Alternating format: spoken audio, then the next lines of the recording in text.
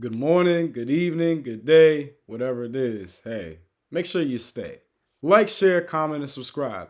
Pelicans Daily presented by Fan Arch. I'm your host, Dylan Bruton. Let's get right to it. So now, the trade that has sent ripples through the NBA world. We have the first big trade of offseason? Season, I don't know what to call it because the NBA finals are still going on. It's been very exciting. You know what I'm saying? Down to the wire, competitive basketball. You can't ask for anything better. 2-2 tie. I'm hey look, my initial prediction was OKC in six. I had to revise it to OKC in seven. I think Indiana's gonna make it a dogfight, but the Pacers could win it. But yeah, so we got the first big trade though before the draft. It's very rare you see that happen, but hey, all that means is this summer is gonna be wild and crazy. And honestly, when thinking about the NBA and thinking about this finals, and then moving forth for next year, it's honestly gonna be very wide open. But that gives opportunity for new teams to rise and really get a shot to prove themselves. And I think that's what this finals has shown. Even with a team like the Thunder who won 68 games, there's still a lot of question and doubt about them. You know what I'm saying? And we live in a results driven world. People don't care if you were great in the regular season. What did you do when it mattered most in the finals? And then in reverse, Pacers, there's not really that same type of pressure on them, but the question, the only thing that's really been hanging over their head has been with the guy that's been their catalyst, Tyrese Halliburton. Is he a superstar? You know what I'm saying? So he's got that on his mind. That's fueling his, chip on his shoulder. So I like that both, Shea and Tyrese, they got that chip on their shoulder. They got something to prove, and they now both teams have something to lose. So the NBA is a lot more wide open than people realize. They're looking for that next dynasty. OKC could become that, or they don't. We don't know. So that's why there's going to be, I really and wholeheartedly believe this is going to be one of the wildest off seasons in NBA history by far. And especially when you think about the next crop of talent that's coming from this draft, the next, and, moving forth, and then the guys that are already there, how they're going to develop and what leaps they're going to make. Yeah, we're in a very transitional period. So to transition back to see what I did there. To transition back, we've got the biggest trade in a while, but also just presently, between the Orlando Magic and the Memphis Grizzlies. Now, two teams that have built from the ground up through drafting, have talented star players. For Orlando, Paolo Banchero. Y'all know me. I'm a Duke guy. I love Paolo. I think he's the truth. I think this sounds crazy to say, but I think his game is like a a fusion between Melo, LeBron, and Blake Griffin. And, a little bit of like maybe a little bit of like a Amari or Kenyon Martin. You know what I'm saying? Just overall an incredibly talented player. I think he does not get enough props. I think he's got face of the league ability. Orlando's just not the market, but anything is possible. You know what I'm saying? Shaq was huge out of Orlando. Penny was huge in Orlando.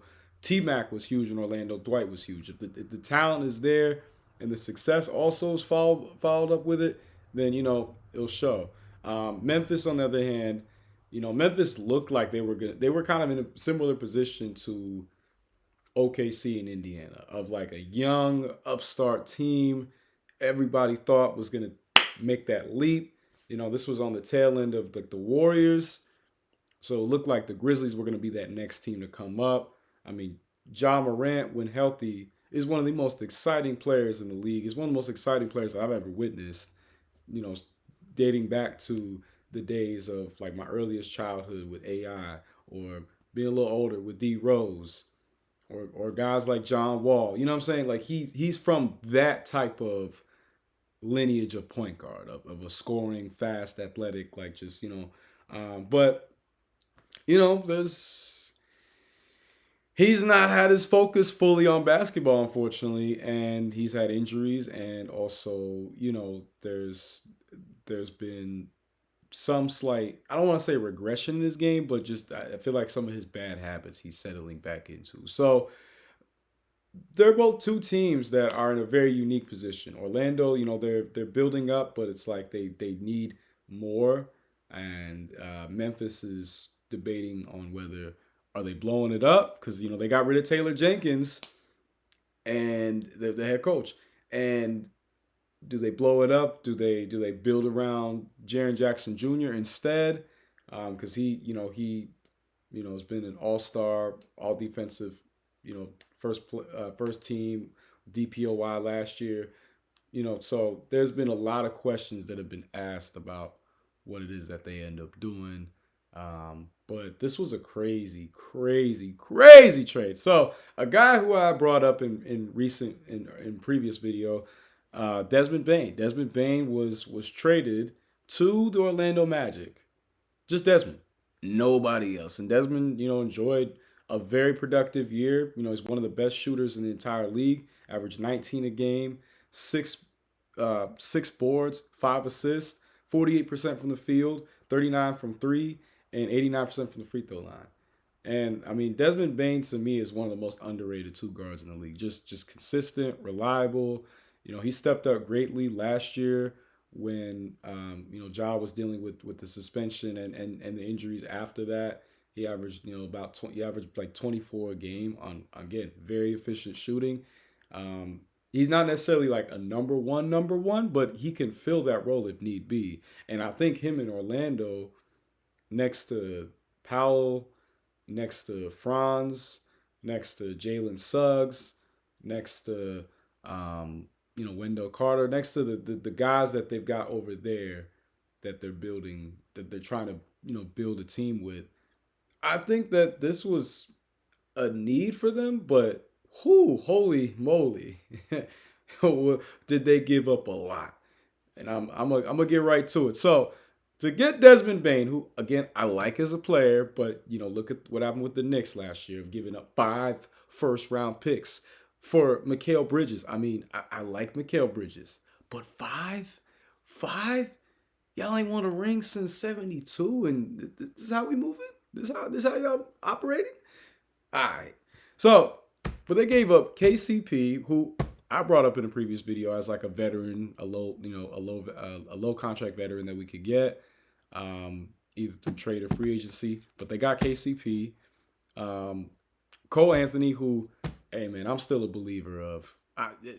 Sue me. I'm still a believer in Lonzo. I'm still a believer in Markelle Fultz, Cam Reddish. There's a bunch of guys that people are like, why? But hey, look, if I witnessed you in person or I witnessed you in high school, there's a good chance that I still remember that version of you and whatever version of you in college and all that. And it's just in you. You just gotta let that lion out. Gotta let that beast out. So I gotta let the bear out. You know what I'm saying? But Cole Anthony, good spark plug scorer off the bench. It's unfortunate that I don't feel like Orlando ever really gave him the opportunity to be the point guard.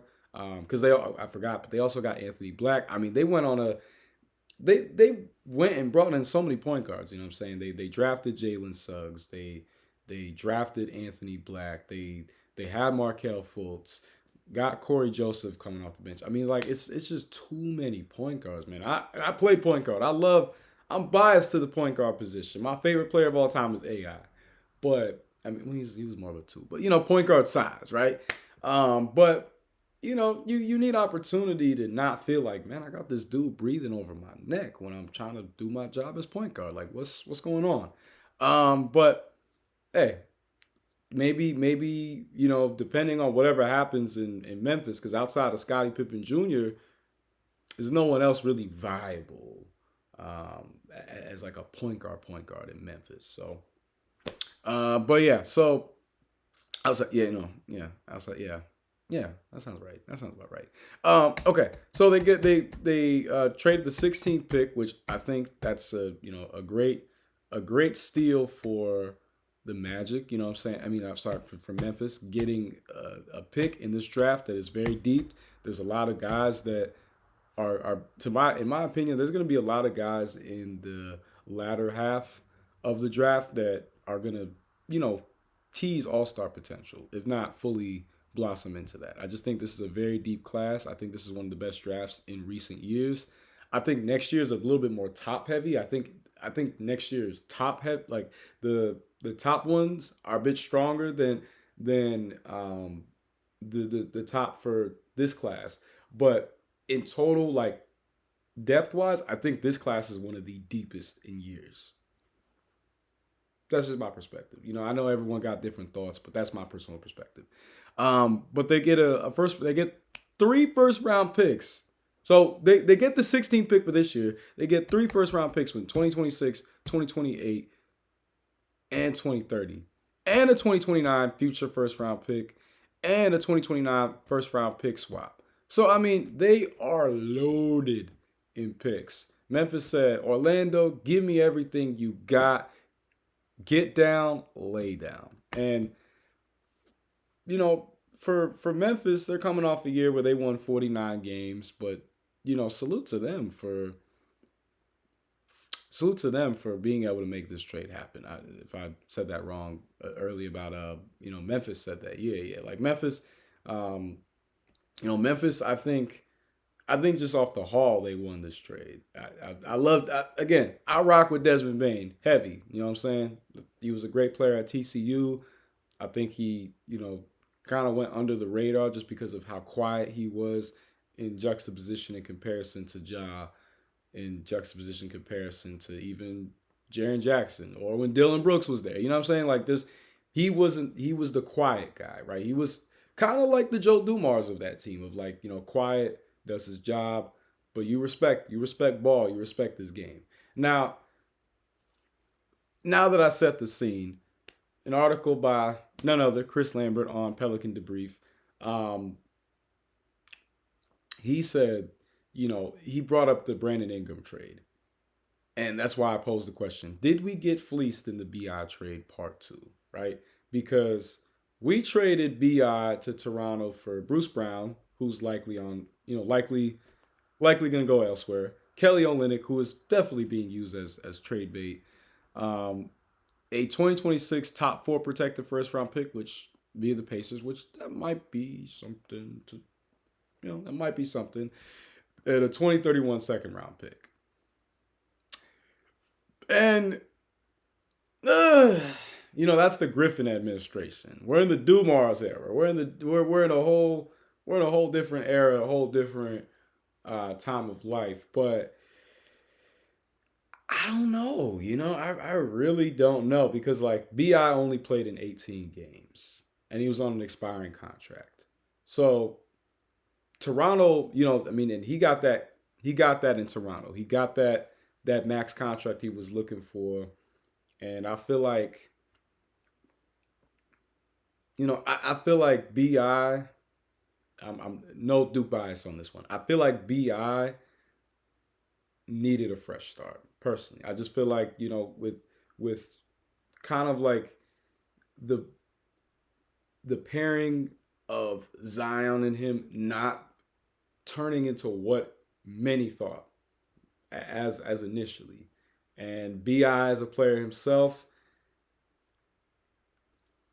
like I really rock with BI. I really do. He was my favorite prospect of the 2016 class. I was not at all sold on Ben Simmons, and I'm happy that I had 2020 vision in that.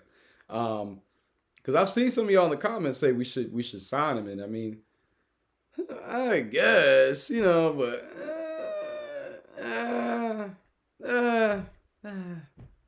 maybe but Bi's kind of stagnated, and not like drastically where it's like dang, but it's just like but context provided, right? He's got the blood clots. He's had other injuries, and we're still figuring out our offensive identity, right? And just with all the other injuries we faced, because he didn't really play that well last year in the playoffs. He played better in 2022, um, but perhaps maybe the stakes were seen as lower because we weren't. So it's he's a very complicated player to like judge because just pure talent wise, I think his talent is up there with just about any small forward in the league as far as just pure bucket getters. And I really thought that, especially after he won Most Improved Player, what was it, that 4 or 5 years ago? I thought it was like a done, solidified thing of like, hey, yeah, we lost AD, but we got Bi who is gonna, he's gonna become that next KD, which I know that's crazy. That's crazy talk. But to be fair, there was a reason why there was a tremendous amount of hype coming for Bi coming out of high school and coming out of college. You know what I'm saying? He was an NC kid, played at Kingston. You know what I'm saying? There's been, guys like Jerry Stackhouse came out of there. Then he goes to Duke, has a great freshman year, gets picked number 2 to the Lakers. Fanfare of the highest magnitude anytime you're drafted to a team as historic and prominent as the Lakers. And he was starting to pick his play up, starting to show those glimpses and signs, and then LeBron came into town and it was like, hey, we're trying to win a championship right now. And we need a superstar next to me. You are, showing star potential, but you haven't shown that superstar. So hindsight is 2020. I've talked about several times that, the Clippers had no idea what SGA was going to become.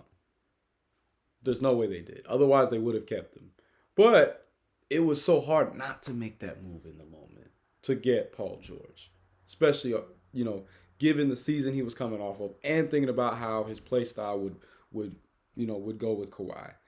In relation to us, we didn't want to give up AD, but AD wanted to win, and he also, his uncle was trying to navigate and negotiate for him, and he wanted to be back in Chicago. Then he was like, I want to be in LA. Then there was talk about him looking at Boston. I mean, he was looking for, I want to be in a bigger market. I want to have a lot more people looking at me, and unfortunately, just the market is not there here yet.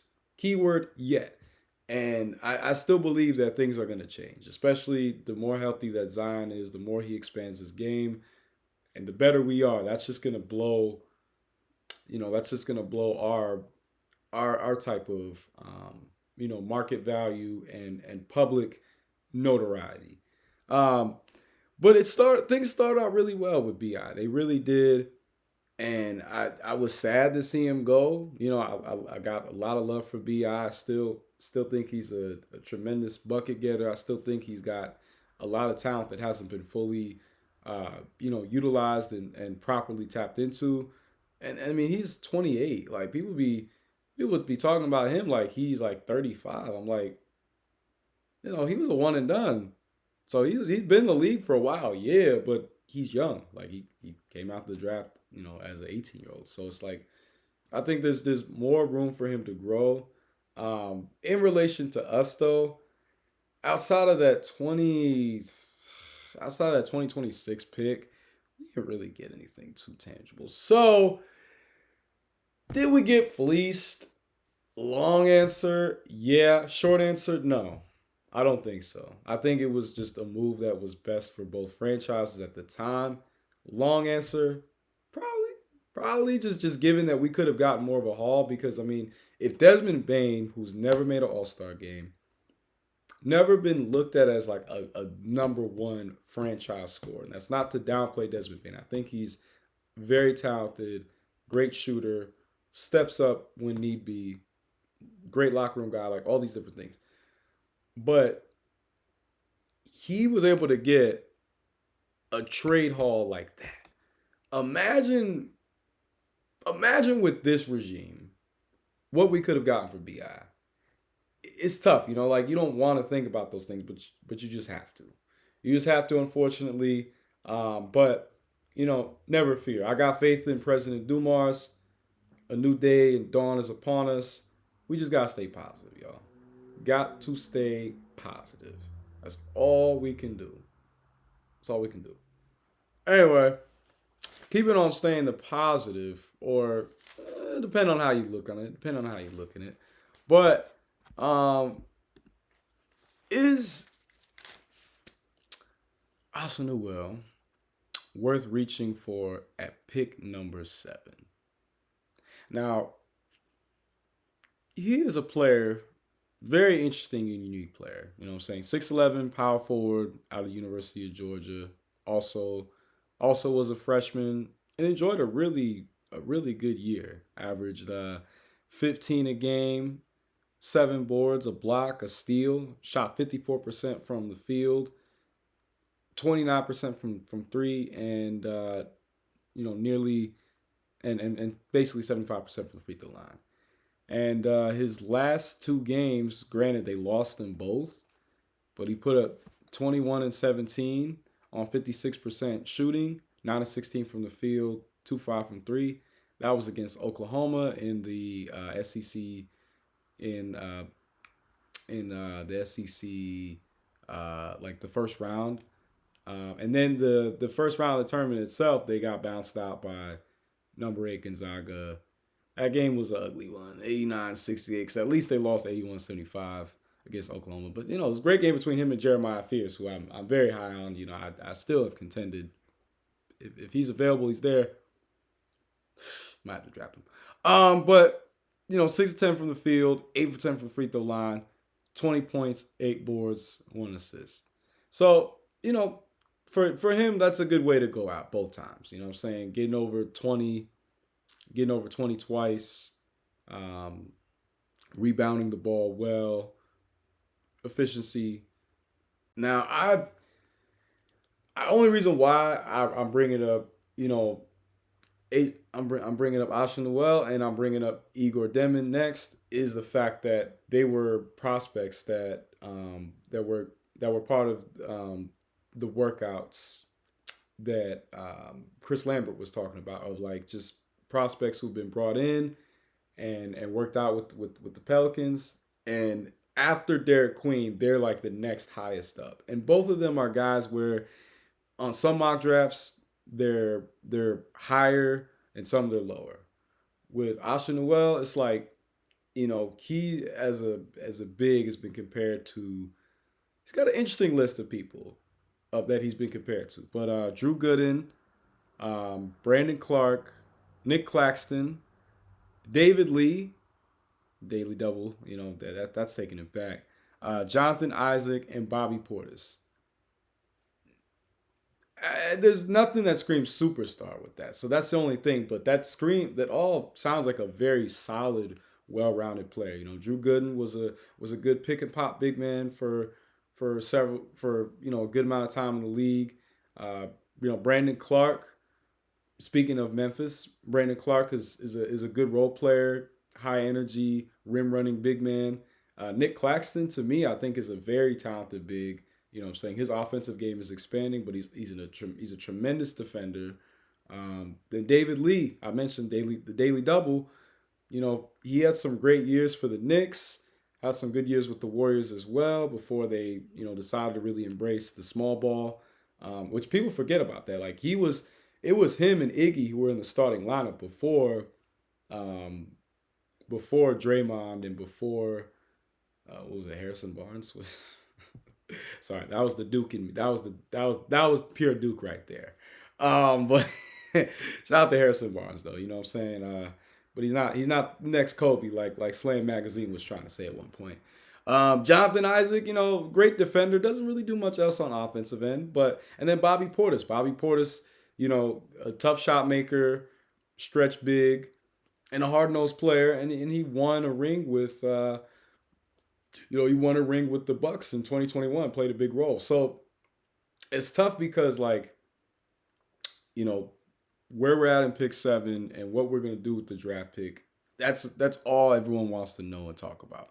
Just because we do have that leverage, but there is that uncertainty, and with Asa Newell, I wouldn't reach for him at 7. But if we could acquire another first round pick, I would definitely. You know what I'm saying? I think his size, his touch, his ability to play defense, even though he's not like the greatest athlete ever, but he's athletic enough.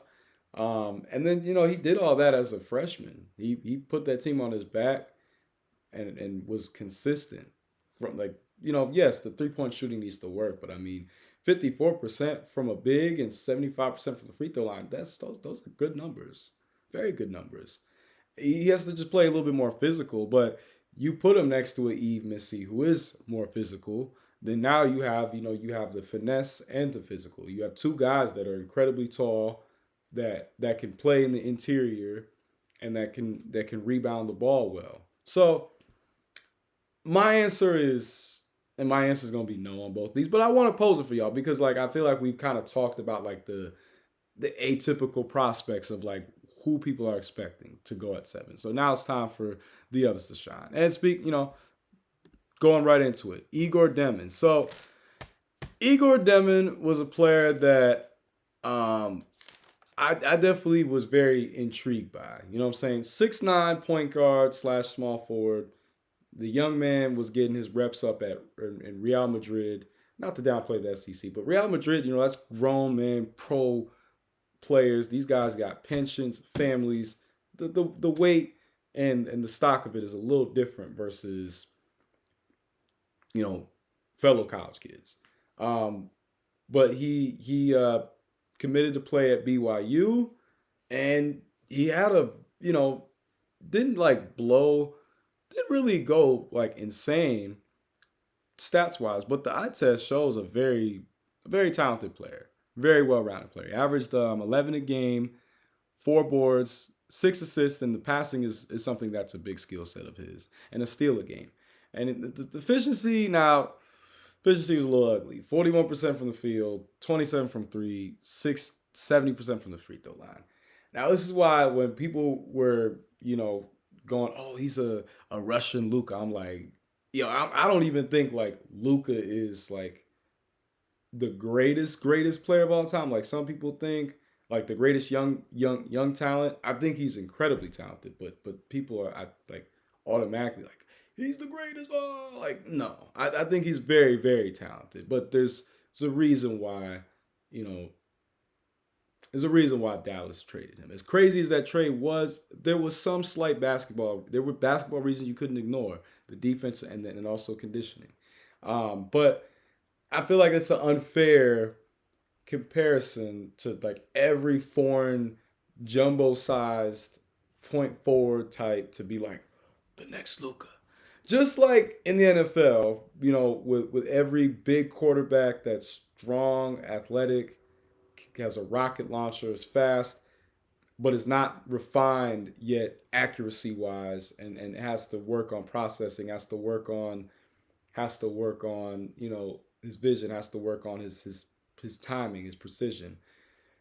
And going, oh, next Josh Allen. I feel like it's setting dudes up for failure. You know what I'm saying? So in the same vein. But he stepped up. What I will say with Egor is that, even though there you see the limitations, right? He's not the most athletic guy.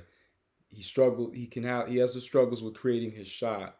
But the point forward versatility potential and at his height, and at his age, he's only 18, 19. It might be too good to pass up. And where he stepped up he stepped up in the biggest stage in the NCAA tournament. So, they made it all the way to the Sweet 16 versus number 2 Alabama. They got whizzed blown out. But in the meantime, he beat number 3 Wisconsin and he beat number 9 VCU. You know what I'm saying? And throughout the tournament, he averaged about 14 a game. 5 boards, 6 assists, a steal, 43% from the field, 30 from 3, and did not miss a single free throw. Those are numbers that are going to be very alluring to a lot of teams, and they're going to go, in the right system, maybe. And I feel like, I'm not in charge, so I don't know what's going to happen, but I feel like, it's willing to look. We worked them out for a reason. So there's obvious intrigue there about his skill. Now, the guys he's been compared to, no one on the list is like a superstar, but they're all very talented players in their own right. They're all very versatile. Um, we'll start it off, but Josh Giddey, I see a lot. I see a lot in their game. Josh Giddey is 6'8". Egor is 6'9". Um, Neither of like crazy on ball scores, whatever. But Josh Giddey is a lot more offensively proficient than given credit for him. He has had some big moments, and you could argue that the Thunder are a very different team without him being there because he was their offensive catalyst. He was their point. You know what I'm saying? He was the one that was setting up the offense. But hey, things change. Anthony Black, who when I talked about with Orlando earlier, Anthony Black as a player, I think has a lot of talent. I was very high on him coming out of Arkansas. The jump shot does need work. Kind of similar critique that I would say with guys like Halliburton but then looking at like Lonzo and the way that Lonzo was able to get his jump shot form looking pretty and clean. I feel like with Anthony Black, he does that. He gets his shot more refined and more consistent. His numbers and his ability is just going to go up. I think his potential is very high. Halliburton is at the grandest stage of the finals with a side shot. So anything is possible. Anything is possible. But just thinking about like, can you take it to another level though? Can you really cement yourself? Because you're gonna have the ball in your hand a lot. He got compared to his teammate Franz Wagner, who arguably was an all-star this past year, and has a bright future ahead of himself. Was stepped up greatly with when Powell got hurt. 22-point score, but he can do more, right? He just has the ability for more. Another guy he got compared to was Denny Avdija, who quietly put together a really good season in Portland, right? As like again, big, oversized point forward that can create for himself, rebound well, pass well. You can't go wrong with players like that because it's not easy. Kyle Anderson's another one. Now, I feel like that's like on the lower end of like, that's ultimate floor. No diss to Kyle Anderson. Slow mo. Hey, the years at UCLA slow mo, very fun basketball to watch. But Kyle Anderson's a player who is very respected. He is a player that analytic wise, his contributions to winning can't be underregarded. He's a very intelligent player, and he's a great point forward. And then the final player, Sean Livingston, and that one, I ain't gonna lie, it made me think about, dang, like I remember when Sean Livingston was like a top prospect, like looked at the way like LaMelo was getting looked at coming into his draft class. Him, Dwight, Sebastian Telfair, Josh Smith, like, yo, where did the time go? But Sean Livingston, right, if it wasn't for that super life-altering knee injury that he had, which, I mean, it's that injury and the Paul George injury, two injuries that had the most, like, oh my God. And Kevin Ware, yeah, them three injuries by far, knee injury-wise, and I say this to someone who had two knee injuries. I had it, tore both my meniscuses. But, so I guess that might answer some questions of if I ever played ball. I was one of those guys, my knees healthy. I could have been something, But Sean Livingston could have had such an amazing career. That might be a bit of a hot take, but I just think that with his ability and with the way that the NBA was going, he was perfect for the way it went. But credit to Sean Livingston for being able to carve out a very respectable career. I would say one of the best role players of all time. When you just think about his impact that he had on those Warriors teams. That mid-range jumper was a knockout. That was lights out. There was like 4 or 5 straight years in 2K where he was unguardable from mid-range. And he was, still a great passer, still a really good defender. So there are things that Egor personally, like, he's not the best defender, but you see he tries. You see the effort.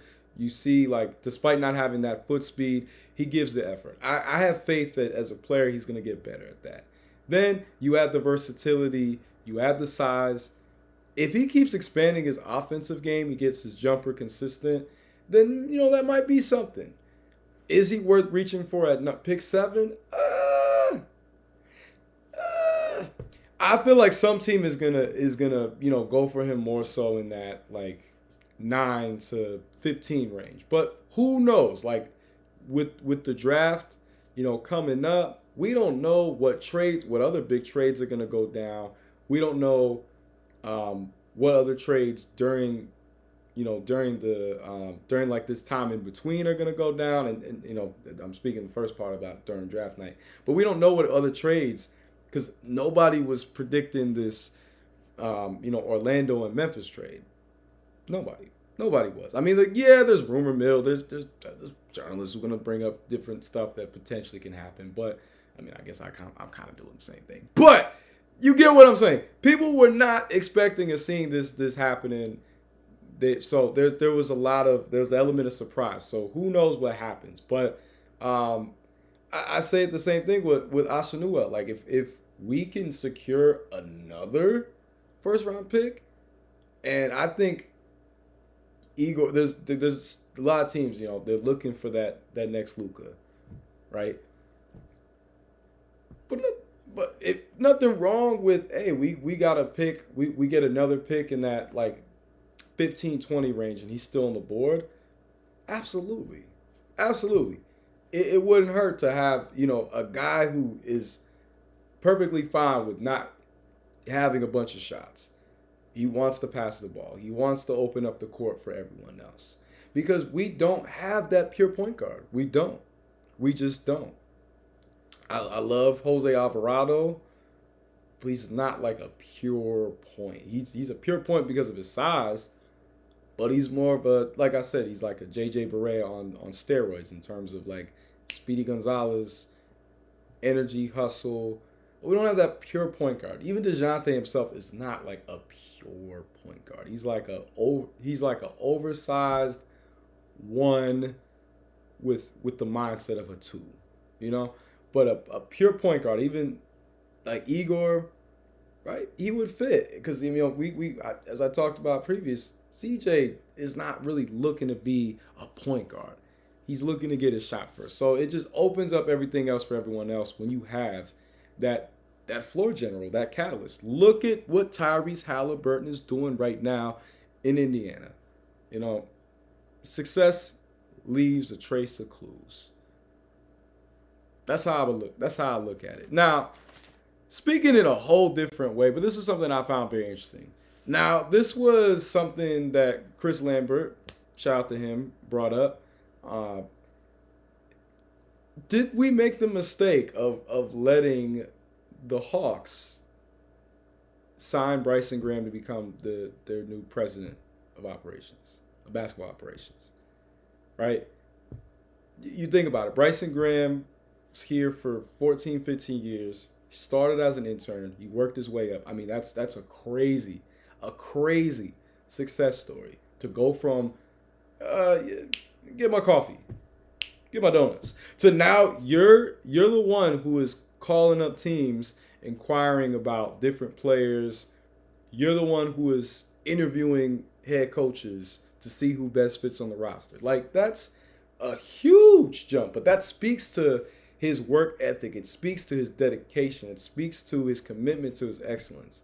And then overall, like, he has a very solid draft record. He drafted Dyson Daniels, and yes, Dyson didn't become what he's becoming in Atlanta, but you could see the potential there, and it just came down to scheme fit, not being given that opportunity enough. But he drafted Trey Murphy, right? He drafted Yves Missy. He drafted Herb Jones in the second round. He drafted Antonio Reeves in the second round. He's got actually a very good draft record if we're keeping it real. And I feel like drafting is so important because especially with the way that this new second apron is going to work, you have to be able to constantly retool. You have to be able to constantly build your depth from the ground up. It matters. Look at the guys on OKC's roster.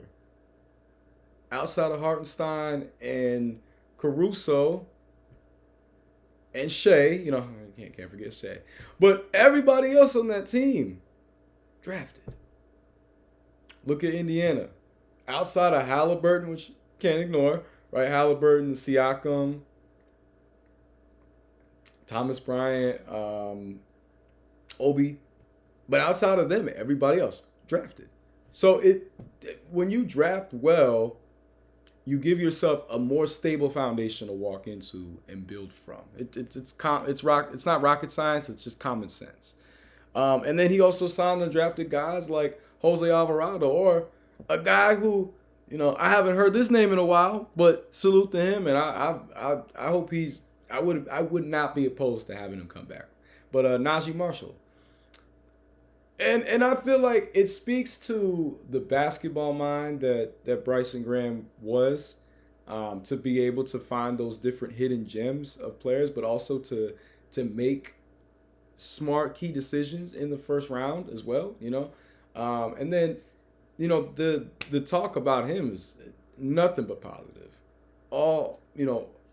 Everyone raved about him, work ethic, his desire, his professionalism, just being a great guy, being a true high character leader. And you need those type of people in your organization. We talk about building a culture, and it starts with the leadership. Make no mistake. It starts with the players too, on the team aspect, but when it comes to the infrastructure, your infrastructure has to be built on solid rock. It has to be built solidly. You can't be pouring in with, fool's gold. You can't be pouring in with poison. You got to be providing nourishment. And someone who had the dedication and desire of sticking it out as an intern, because mind you, Bryson Graham played college ball. He was like a 3, almost borderline 4-star recruit coming out of high school. Played college ball, I believe at A&M. Wasn't like he was over here like with no options, but he had a desire, he had a passion, he had a goal of like, I want to make it to the top within an NBA organization. Yeah, I'll go move some boxes. Yeah, I'll go get some extra staples. Yeah, I'll go fetch your coffee. Yeah, I'll go get your donuts. You know what I'm saying? That type of hard work does not go unnoticed, right? He built great relationships. He showed great professionalism. He showed a winning attitude. And he was there to see a lot, right? Like 2010, we still had Chris Paul. It was 2 years before we drafted AD. Then, a couple years later, we get Zion. Like that's 3 very different eras of New Orleans basketball. 3 very different eras. But Bryson Graham was there for it all. So, I think it's tough. I agree with Chris Lambert of like, I don't know what the talk was. I don't know how, and I can't even I can't be mad at Bryson Graham. I can't. He got to think of himself as a father, as the man of his household. An opportunity to become president of operations, you are at another. You're even higher level than the GM, I would argue, because now you're really having like influence on everything basketball wise, from the GMs, from the coaches, from the trainers, from the videographers, just everything that goes into it to helping achieve the most success on the court. So I can't be mad at it. You know what I'm saying? I mean, hey, that brother's got good taste going from New Orleans to Atlanta. Food, culture, life, all that. Like he's chilling. I'm not mad at Bryson Graham at all. Not at all. Anytime an opportunity like that comes, you don't close that door. You don't. But it hurts that we had someone who was homegrown, that we watched and developed, and he evolved, and he became the best version of himself at this stage, because he still has definitely more room to grow. And I think he's going to be a wonderful addition for the Hawks. Be someone who can bring in a winning attitude and work ethic, and be someone who can change their culture over there. But when you have someone who is a part of that, it hurts to see them go. And I would have loved to see how him and President Dumars, how they interacted. Both guys, former basketball players. Obviously, Joe Dumars, a Hall of Famer. There's a bit, there's levels to it. But, Bryson Graham's a younger guy. But I think they would have seen eye to eye. Then you still bring in Troy Weaver, who helps. Like, if you already got the pedigree of, like, you're drafting well, why not get a guy who is a renowned scout, who is has a renowned eye and ear for talent? You always want the more is merrier, right? You want to have more people around the team that know how to build a team, that know what to look for, and know how to sustain it. So, long answer, yeah, that was crazy to let Atlanta, but short answer, I think Bryson Graham is gonna continue to do well for himself. I can't be mad. I salute it, and yeah, I just hope that we don't develop somebody within the organization who the players respect, the coaches love, is part of the building process and part of the culture shift, the paradigm, and shifting the paradigm. I hope we don't lose another gem like that, because what I'm saying, there's fool's gold sometimes. It's not all made the same. So yeah, I'm I feel like Chris right now. I'm reflecting. I'm thinking about, like, man, where did it go wrong? What happened? But hey, I'm not mad at it. I think it's gonna work out for him, and I think the Hawks lucked up. But for y'all to continue to stay lucked up, because that was that makes for the end of this episode. Much appreciated. For y'all continue to stay lucked up, make sure that you like, share, subscribe. That's the only way that this grows. That's the only way that this continues to get bigger. But with me, it's about the consistency. It's about doing this with y'all, taking into account the critiques, taking into account to your perspective and your dialogue. And I'm going to definitely incorporate that more. But I really do appreciate the love so far. So let's continue on this ride, on this fantastic voyage. You know what I'm saying? Y'all stay blessed. Y'all stay amazing. Like, share, subscribe. You know the drill. Pelicans Daily signing out. Ciao.